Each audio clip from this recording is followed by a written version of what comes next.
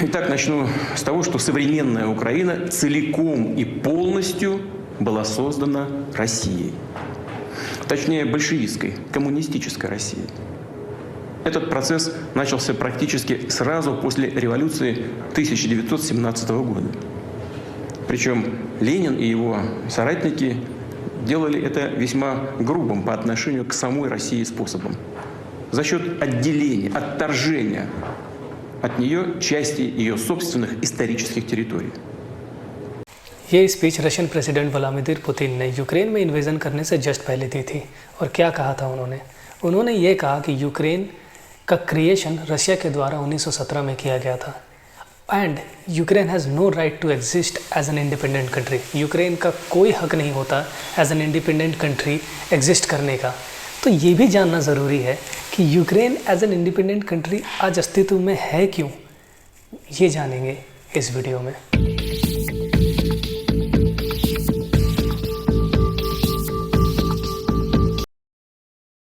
Ukraine के इतिहास को समझने के लिए आपको यूक्रेन की करंट पोजीशन आज वर्ल्ड मैप में कहाँ है ये समझना ज़्यादा ज़रूरी है।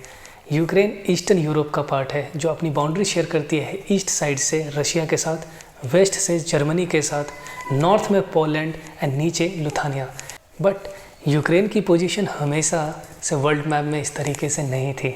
अराउंड 10th सेंचुरी यूक्रेन एक राज्य के रूप में उभरा एज अ फेडरेशन, जिसे बनाया गया था नॉर्दर्न और ईस्टर्न यूरोप के बाल्टिक, फिनिश और स्लाविक लोगों में।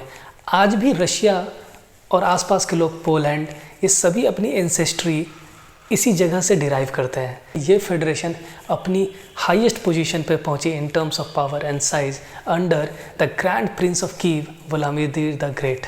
इस फेडरेशन की ग्लोरी के पीछे सबसे बड़ा रीज़न था trade relation with the Roman empire.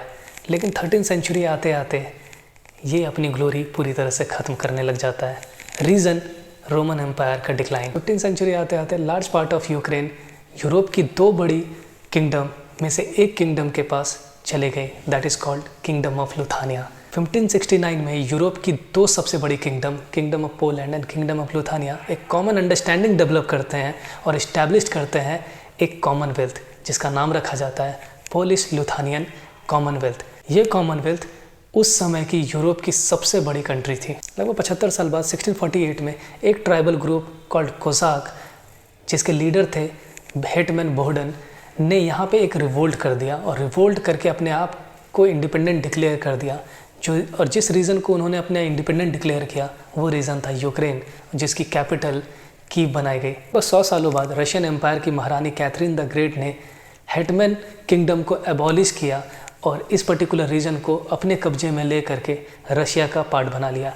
ये पहली बार था कि यूक्रेन रशिया का हिस्सा बना था। During world war 1 Russia Germany के साथ फाइट कर रही होती है, जिससे रशियन एम्पायर बहुत ज़्यादा वीक हो जाती है और ऐसा लग रहा होता है कि रशियन एम्पायर अब हार के बहुत नज़दीक है।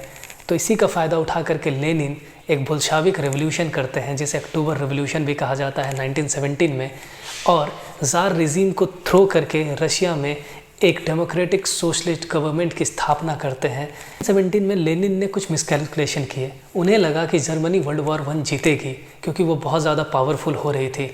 इसलिए रशिया को वर्ल्ड वॉर 1 से बाहर रखने के लिए उन्होंने जर्मनी के साथ एक ट्रीटी साइन की, जिसका नाम था ब्रेस्ट लिटोविस्क ट्रीटी। इस ट्रीटी के अनुसार रशिया को बहुत सारी टेरिटरीज जर्मनी को सौंपनी पड़ी, जिसमें से एक यूक्रेन भी था। और यही रशिया के प्रेसिडेंट व्लादिमीर पुतिन लेनिन की सबसे बड़ी गलती कहते हैं। 1919 में जब वर्ल्ड वॉर एंड हुआ, जर्मनी को करारी डिफीट हुई and after this treaty of Versailles sign किया गया, जिसके अकॉर्डिंग जो भी ऑक्युपाइड टेरिटरी थी जर्मनी के द्वारा उसे as an independent state declare कर दिया गया, जिसमें यूक्रेन भी थी। 1922 में यूक्रेन यूएसएसआर का हिस्सा बना और तब से लेकर के 1991 तक, जब तक यूएसएसआर का विघटन नहीं हो गया, डिसइंटीग्रेशन नहीं हो गया, तब तक यूक्रेन सोवियत यूनियन का पार्ट था। And in 1991 Ukraine become as an independent nation. ये पूरी हिस्ट्री जानने के बाद एक चीज़ तो क्लियर हो गई होगी कि जैसा व्लादिमीर पुतिन ने क्लेम किया है कि बोल्शाविक रिवॉल्यूशन 1917 के समय यूक्रेन को क्रिएट किया गया था रशिया के द्वारा, बट ऐसा है नहीं, क्योंकि यूक्रेन की एग्जिस्टेंस बहुत पहले से थी। अगर आपको ये वीडियो अच्छा लगा है तो आप चैनल को सब्सक्राइब करें, और अगर आप मुझे सपोर्ट करना चाहते हैं तो आप पैट्रियन में जा करके मुझे सपोर्ट भी कर सकते हैं। धन्यवाद।